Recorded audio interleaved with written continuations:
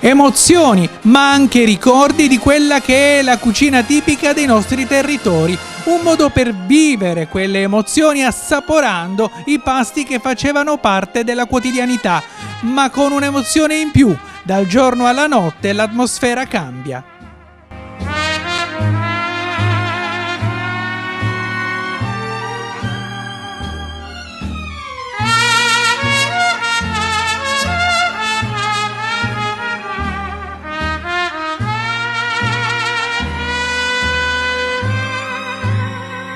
Ciao Rebecca! Ciao. Ma allora che ci fai qua? Io sono qua per mangiare. Ma dai!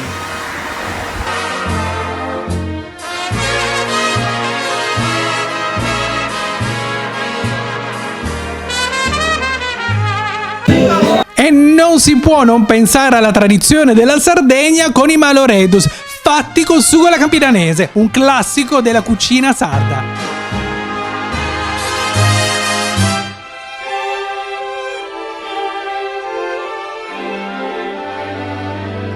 Kiss me once, then kiss me twice, then kiss me once again. It's been a long, long time. Haven't felt like this, my dear, since... È un'emozione poter assaggiare i gusti e i piatti della tradizione cucinati come un tempo. Un modo per scoprire la cultura contadina, ma anche la cultura casalinga che porta in tavola il bello e il buon mangiare.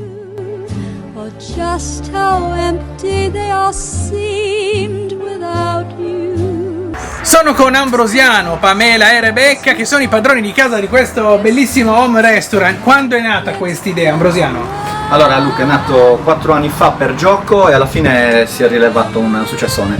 Ecco Pamela, perché è nato? Com'è nato?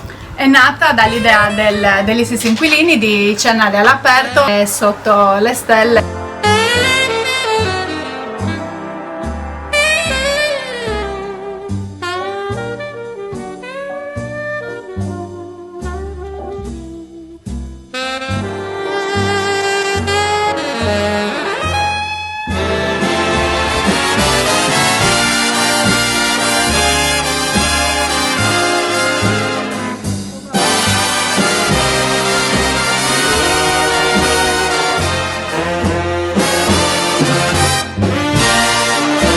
Non è solo una vacanza che serve per respirare aria buona e gustare sapori unici. Qualsiasi momento dell'anno va bene per provare il cibo e la cucina degli ulivi, l'home restaurant a Portopino Sant'Anna Resi.